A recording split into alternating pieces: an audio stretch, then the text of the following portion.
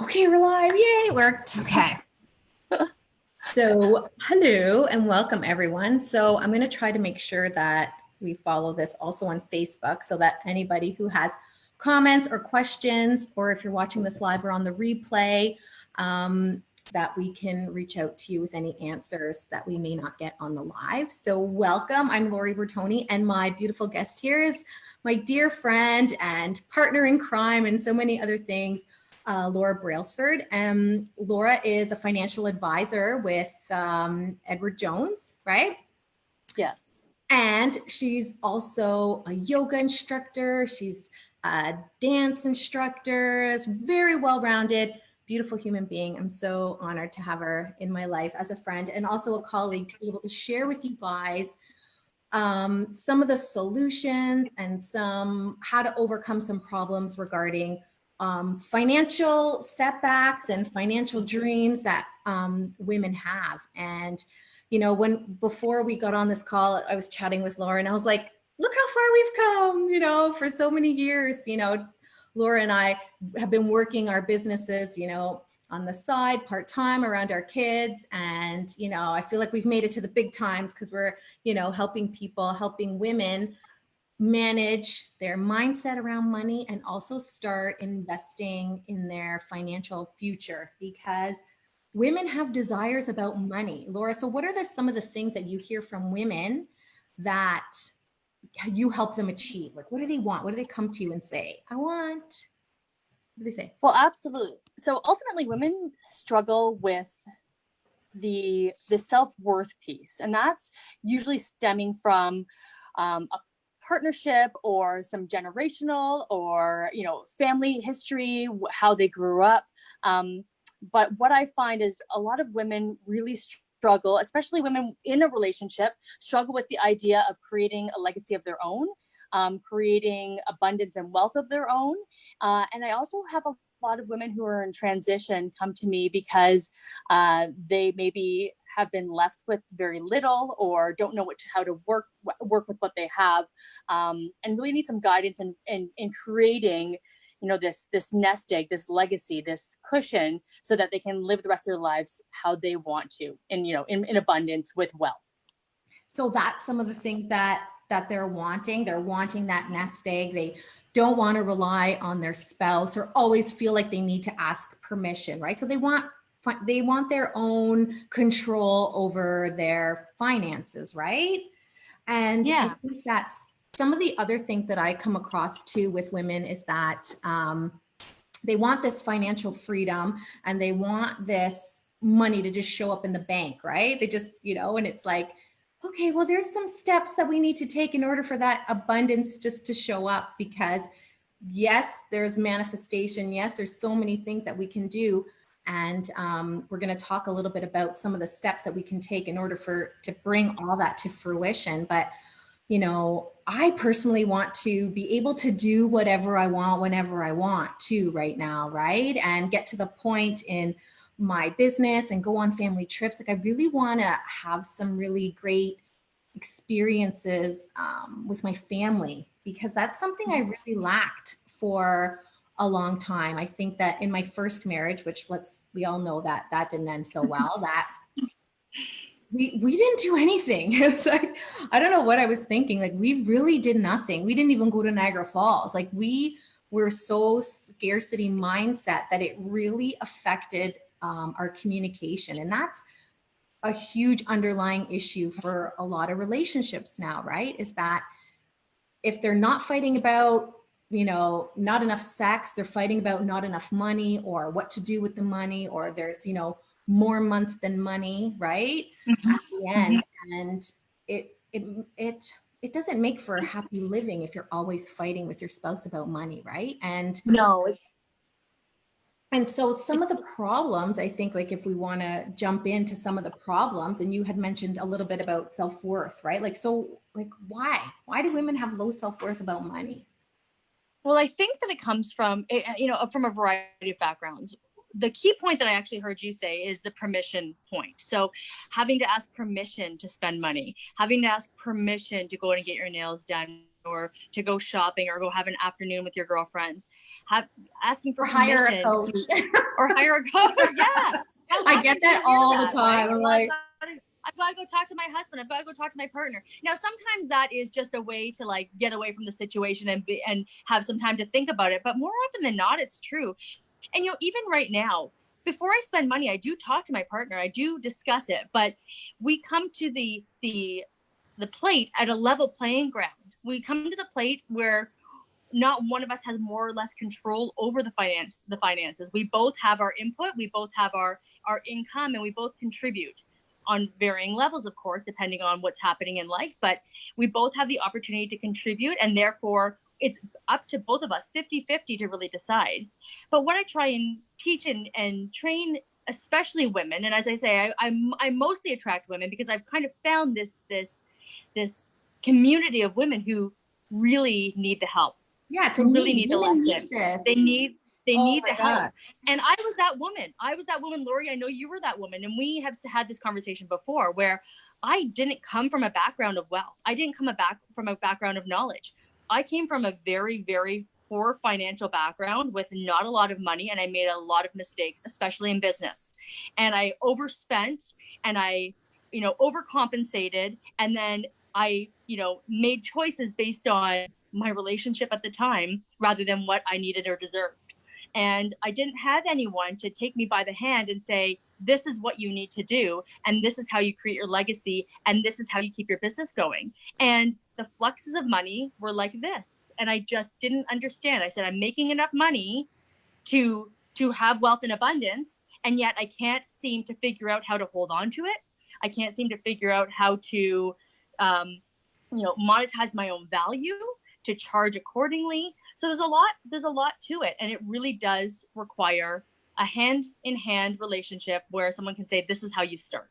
This is how you start. And this is a process that you take in order to get there. And part of, I think also the problem is that money is a very masculine energy. Women are not naturally money driven, right?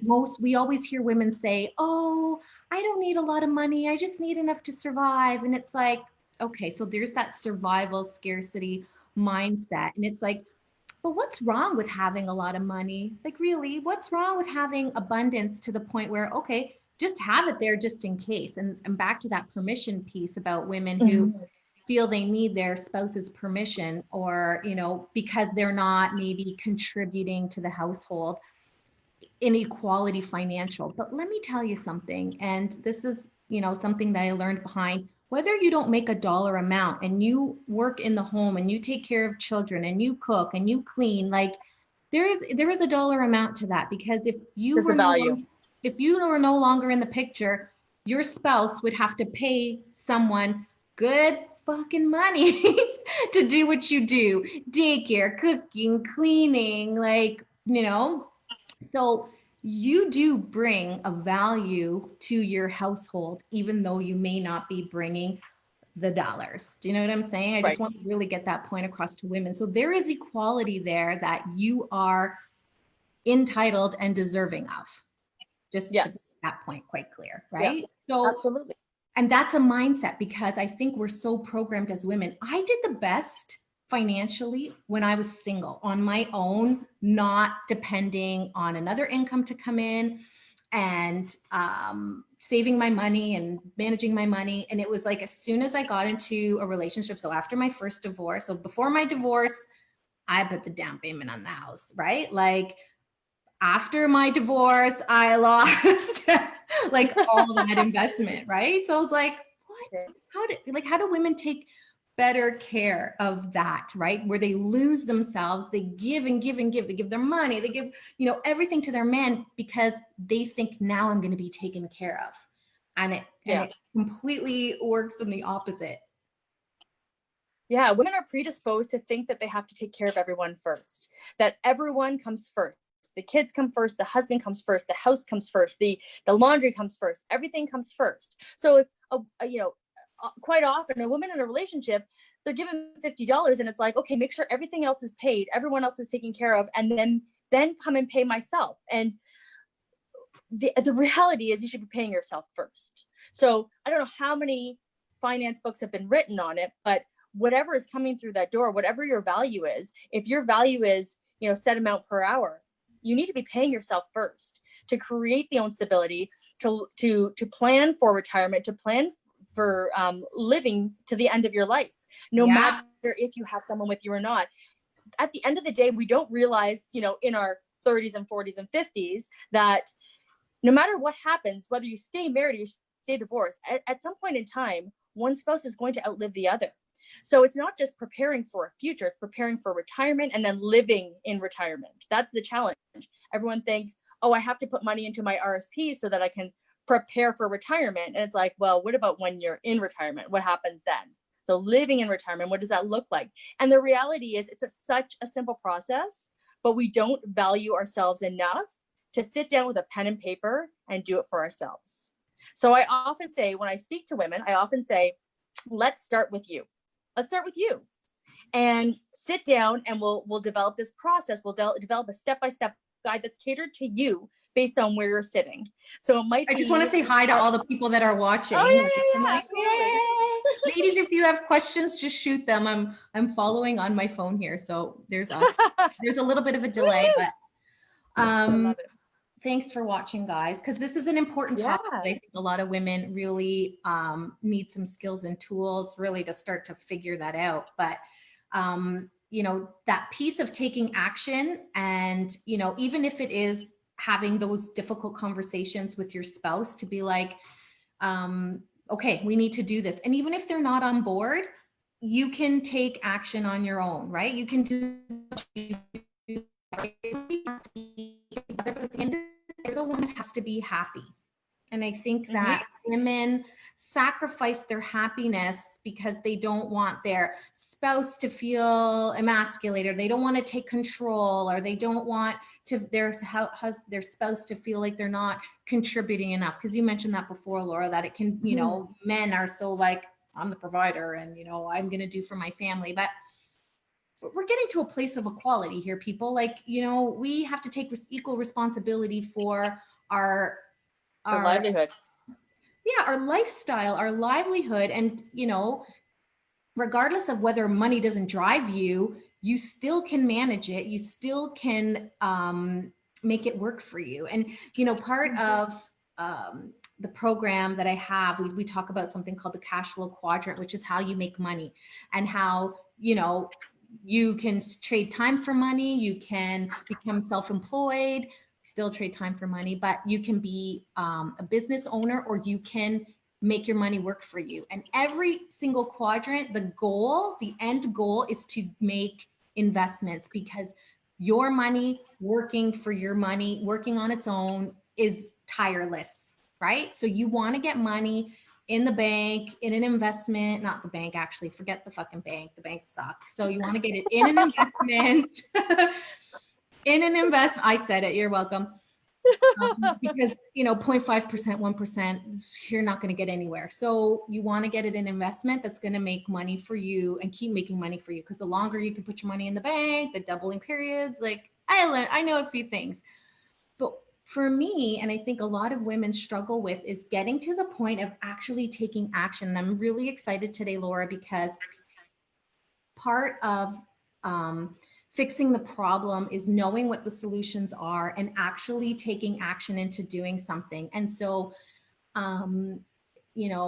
for so long, one of my goals is to start reinvesting, because I lost all my investments after my divorce, and it takes time to recoup and get back on your feet. And so this is something for women that, nobody plans for divorce. It's not something that we all are like, hey, just in case divorce, we all want our marriages, right, to last forever, but they might not. And with a 50% divorce rate, I really think women need to have a cushioning for themselves. And if you stay together, fantastic. That's just an extra layer of cushioning that you have for yourself. But when you have to pick yourself up off the floor, it's nice to have some little extra money put aside somewhere that you can pull from to invest in getting your hair done to make you feel better, lifting you up, like getting some help, getting therapy, getting coaching, getting something to really start to puff the wind back in your sails, right? To get you to the point where, okay, now I'm moving again.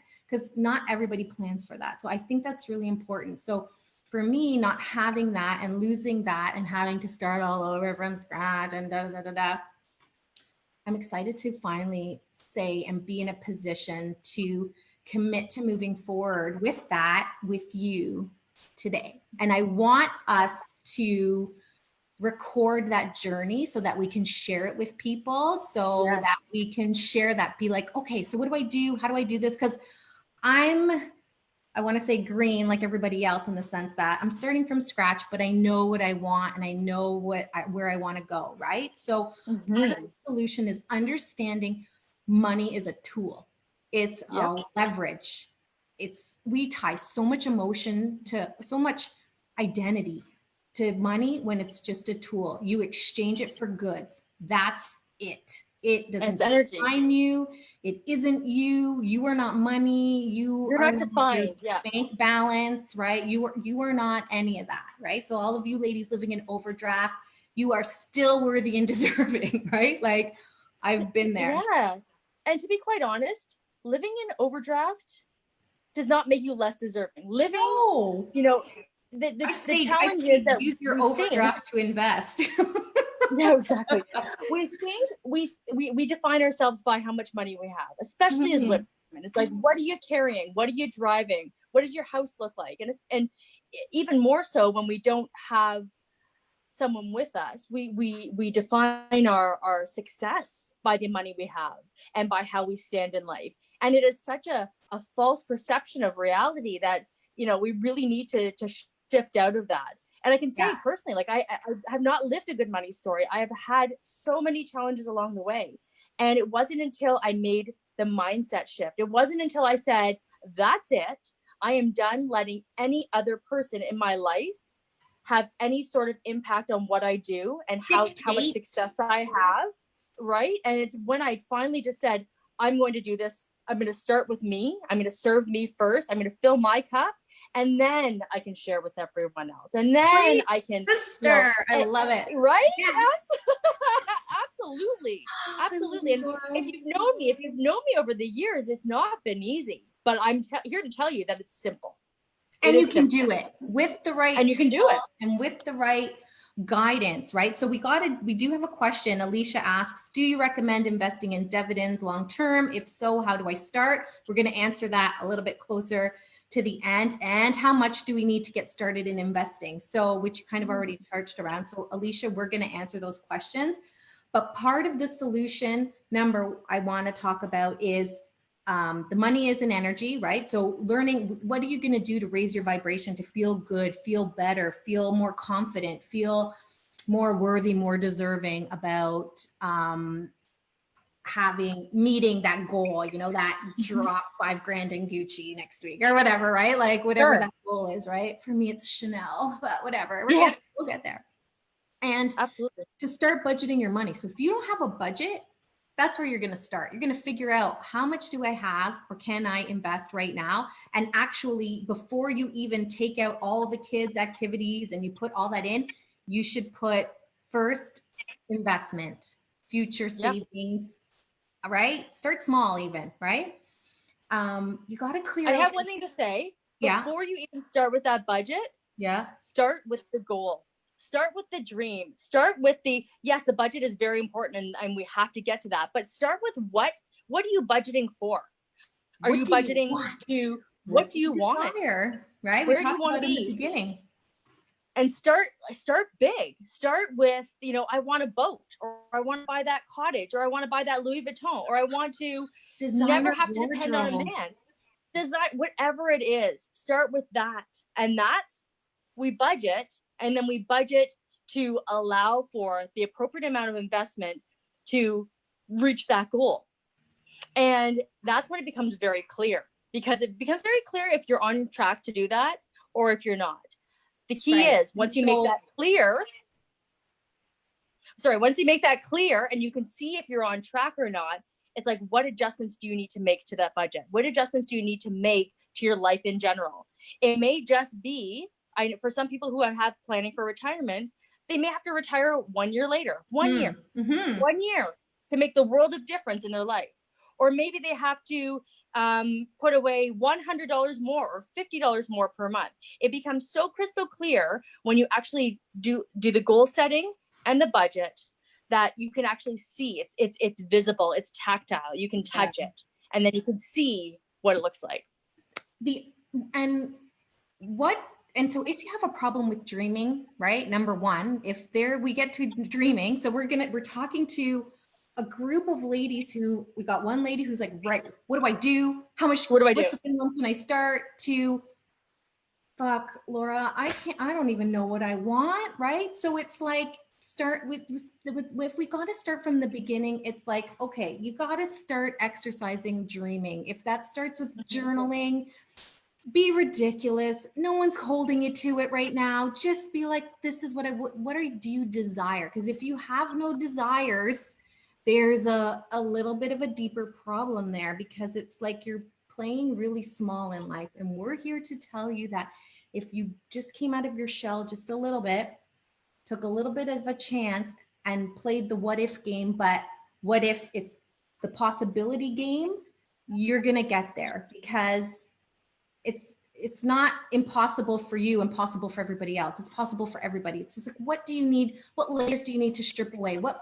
beliefs or old beliefs or limiting beliefs do you have that is holding you back from having that? Because if one thing has shown me and Laura possibilities is that, you know, we have gone from investing, losing our investments, like wanting to invest, to finally taking the action steps to do that.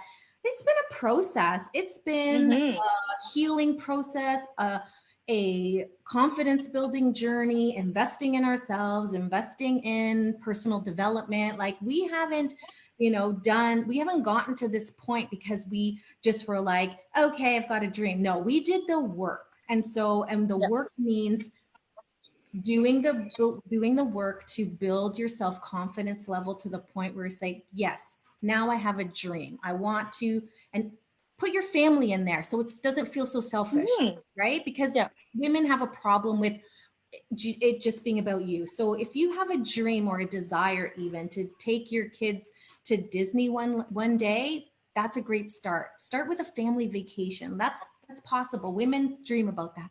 I want to go with my, take that 20-year European trip with your spouse, right? Like I want to go to Europe with my husband and our 10-year anniversary, right? Like those kinds of dreams, right? That's what money brings. Yeah. Right. Yeah. And that's what, and that's what organizing brings as well. Right. So here's the whole key. That this is how we started. We didn't fall off of the money bag truck. We weren't born into life with, oodles and oodles of money. In fact, very far from.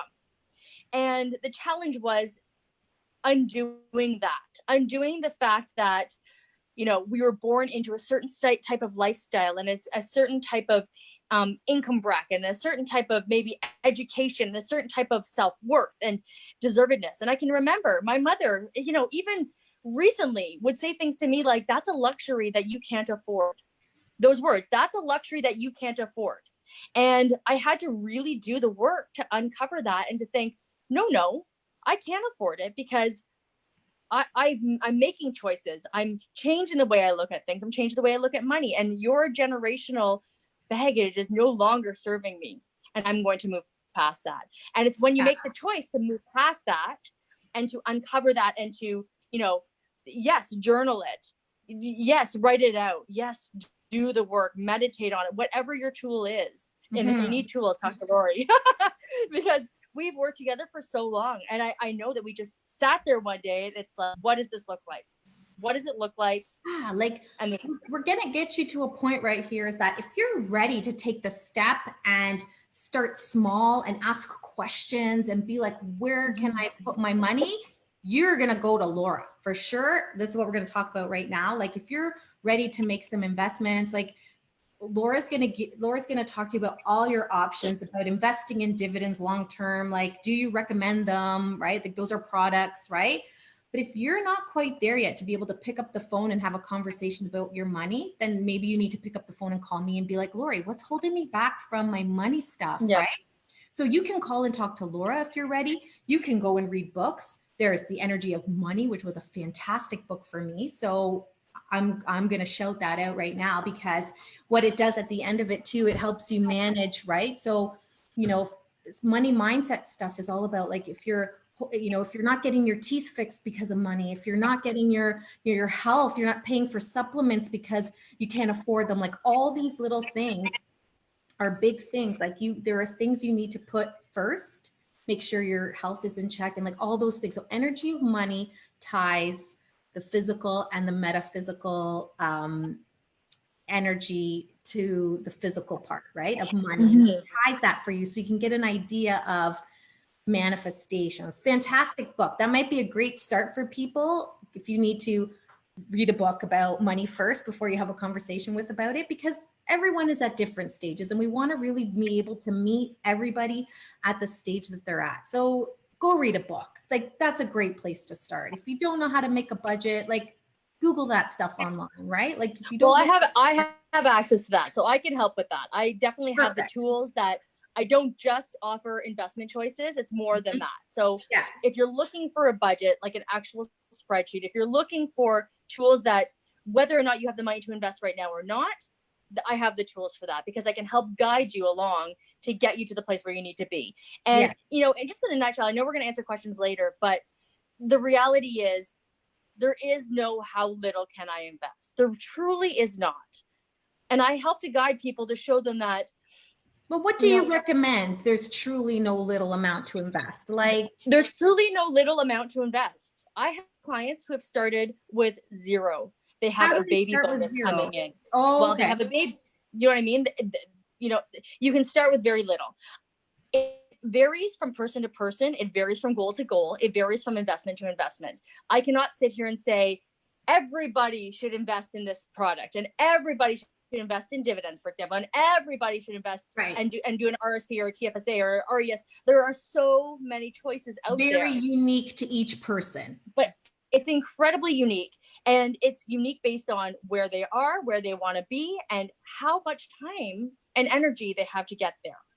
What kinds of life changes. So in essence, not to overcomplicate things, it's easier for me to talk to people one-on-one, because everything I do is completely catered.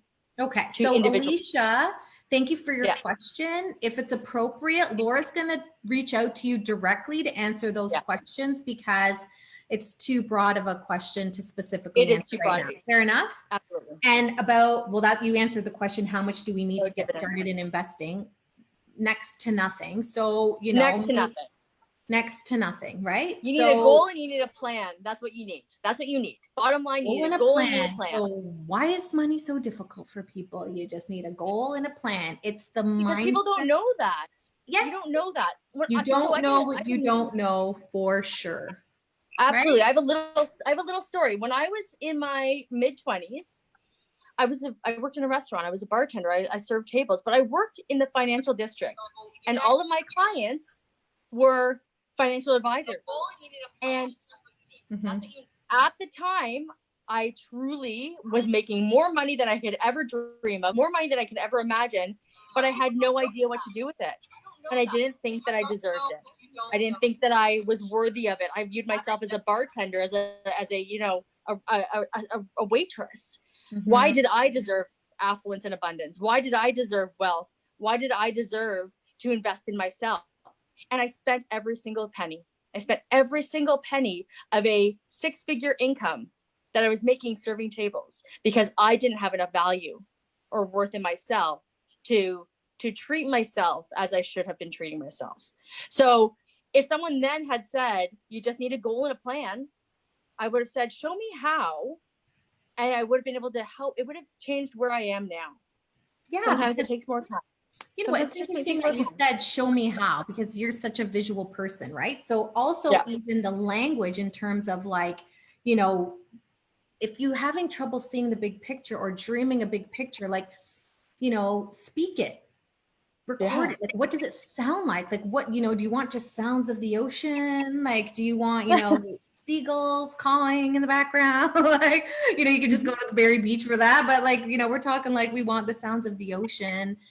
what's it sound like? What do you want to hear? You want to hear your spouse say, yeah, babe, I just booked us a trip for, February to go to blah, blah, blah, blah, blah, blah, blah. Like, what do you want to hear? Do you want to hear someone else? Do you want to hear someone else's dream, or do you want to hear your own dream? Right? Because, if you don't write it down too, it's not going to happen. So journaling it, writing down those dreams really is what kind of takes it out of here onto paper and really that's just one action step that you can do, right? And how's it feel? Like, how do you want to feel on your vacation? How do you want to feel knowing that you've got money in the bank? Like, how's it going to feel when you're able to take that trip with your family and you guys are all on the beach and you're just like, you take that exhale. I need that exhale so bad. So, what's that going to feel like? Because sometimes we need to just step into how we want. What are the details? And so some people need a lot of details and get stuck in the details. And so if you need it broken down, Laura can help you with that, because I'm sure all her tools meet every single one. Right? She probably has videos for you to watch or audios that you can listen to, or, right, Laura? Like brochures, Yeah, absolutely. Every single thing that you need in order to see. And it's all about just gaining more information. The more you know, the better choices that you can make, the more confident you're going to be, right? And if you're scared to take that next step, like I said, then there's some unconscious limiting stuff that needs to get cleared away.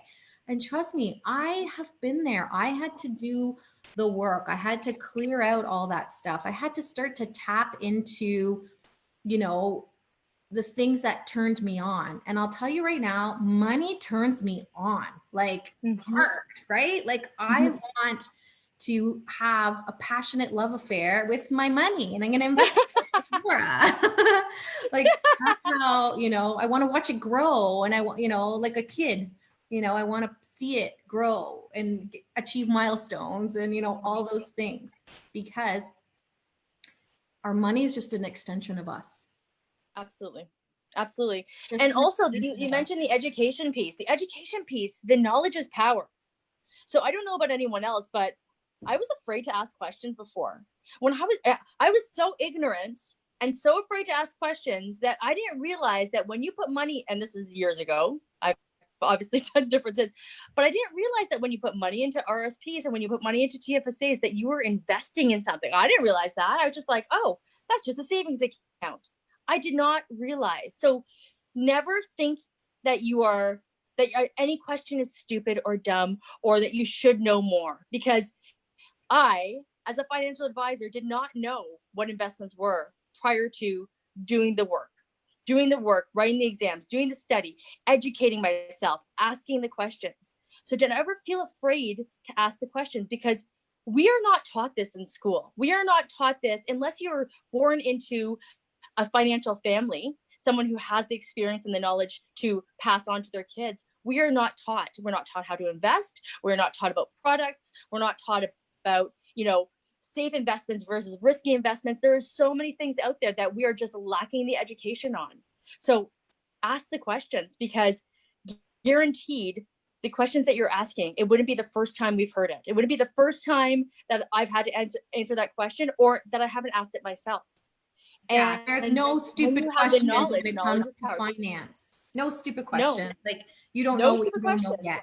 And that's part of us giving you this opportunity to just talk about money, throw it out there. We're just going to throw it on the table and we're going to pick through it, call it what it is, call it out. And, because we want to get rid of those old limiting beliefs that are tied to money. And let me know if you feel like some of these, like money's evil, money is the root of all evil. I remember one client was like, I'm afraid to acquire a lot of money because I'm afraid people are going to want it, or they're going to come and take it from me, or, those relatives are going to come out of the woodworks and be like, hi, remember me?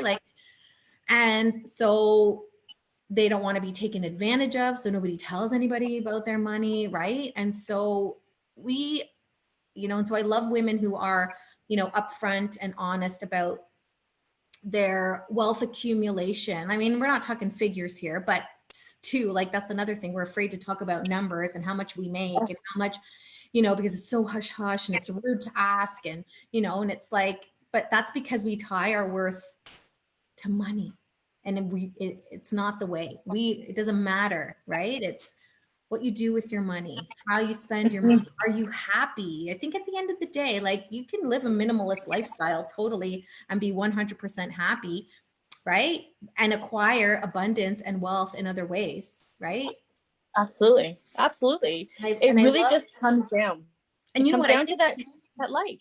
and I think people who grew up with money, good money mindset or whatever else, or wealth or whatever else, like, they took their money and they gave it to the professionals. They trusted someone. They said, you know, like, they, instead of figuring out how to do it themselves, they're a little ahead of the curve in like, but I'm not a financial advisor, so why try to figure out my own investments? Why don't I give it to the people? So there's a level of trust there too, like giving your money to people who you can trust and, you know, who are going to help you, right? So there's layers to money for sure. But trust and faith is a big thing. Trust and faith is a big thing. I know that when I started as a financial advisor, I even had a problem asking people how much money they make. I always felt like I had to kind of jog around it because we associate, you know, asking about money to be rude and you know, you don't talk about money. You don't talk about, it's a hush hush.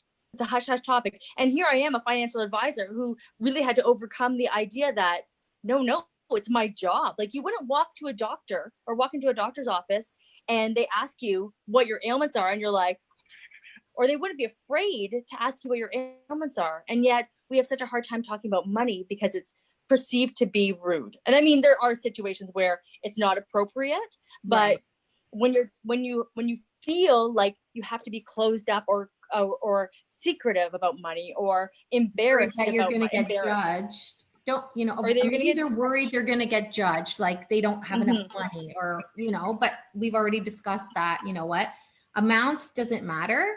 It's, you know, just taking the steps to, you know, really take steps, paint that illustrate, picture. to improve the situation. So if you're not liking the financial situation that you're in right now, and you're not sure where to go or how to improve it or whatever else, then of course you're going to reach out to Laura for some solutions or whatever else. And if you really find that you're stuck or that you just, you know, you can't even take those steps, then we'll work on mindset. You can talk about, you know, what's the fear behind parting with your money or making it work for you in different ways, or that you have to hang on to it, or because you're afraid that you're not going to, you know, you're going to take away from the food or the whatever else. But, you know, one thing I've found in all the years of investing in myself is that the money always showed up. It always worked out. And this is the things that when I talk to, you know, people who are like, well, you know, I'm afraid to make that investment or whatever else. I'm just like, you know what, in my experience, it all worked out. Every course, every program, every whatever else, money, it has a way of, you know, how like exercise, replenishing itself. Yeah, exercise. Like, you know, it's like, you know, one workout, you feel good, but you keep doing it over and over and over again, you know, it just, the results come. So it's like that same thing. The energy, you don't know where the energy comes from working out. It just comes. It's the same thing. You just keep investing in yourself, keep, you know, improving your confidence. Let's just say that, right? Upping your confidence level, investing in, you know, yourself and your personal development, your professional development, whatever it is. And I'm telling you, money's going to keep coming. Money's going to keep coming. It's going to keep coming. And then you're going to be like, okay, now you want to take that money that you're earning or that you're making or that you're receiving, right? And you want to make it work for you. That's what you want to make it work for you and work for you long term. So we're not just talking about, you know, if you have goals that are short term, that's great too. We cover those, but it's any goal. It's a long-term goal. It is I am 90. What am I going to do when I'm 90 years old? What am I going to do when I'm 80 years old? What am I going to, and it's finding the products and finding the investments and finding the choices and really, as I said, creating and customizing. But when we say dream big, like dream big. Laura, do you help with like debt repayment or pay down? Well, I can help create a program to do that. and I can help create a process. So I have a process that works. Right. Yeah. Because absolutely. maybe I think, because I've done it. Yeah, because I think maybe people think like, I can't save, I'm in debt. And I remember I remember once I had a credit card balance, but I had RSPs, and what should I do? Should I pull my RSPs out and pay for that? And he said no. He said you want to do it simultaneously. So you want to invest as you pay down debt. And I was like, oh, that's amazing. So you don't have to be completely debt free to start saving. No, absolutely not. Debt is still money. Debt is still energy. Debt is still, it's still necessary. Right. It's someone having faith in you. Yeah, Like absolutely. If you have a credit card and you have a balance on it, somebody trusted you to pay that back, regardless of the interest rate. So, right? That's faith. Yeah. So you have to have and faith. There's ways. Yeah, and there's ways to there are debt processes. So there's ways to amalgamate debts. There's ways to create a program so that you are paying down debt and saving at the same time. And absolutely, I would never say stop saving your money to pay off debt. I would never go that route, because I think that there's a balance, as you mentioned. There's a balance to do both. 100%. Yeah. Okay. So what do you want to leave? What tips do you want to leave with our lovely watchers right now? What do you want to part with? What do you want them to know? What one tip do you want to leave them with? It all starts with a goal and a plan, and anyone can start today to create their own legacy, their own financial abundance, and their own success in life. There's nothing standing in the way. Anything's possible. Anything is possible. Greatness, wealth, abundance, it's all possible. It's all deserved. We deserve, as women, as humans, but as women, we deserve to have financial success and abundance, and just really stand in our being as the powerhouses that we are. Perfect. So thank you guys so much for watching. Any questions that you have, if you're watching the replay, let me know. Shoot them to me. Reach out to Laura if you have any specific questions. Anybody who posted comments, Laura's going to reach out to you guys individually. And Laura, don't go anywhere as I end the live. Okay. So thanks guys for watching, and we'll see you guys next week, next Tuesday. Whole nother topic.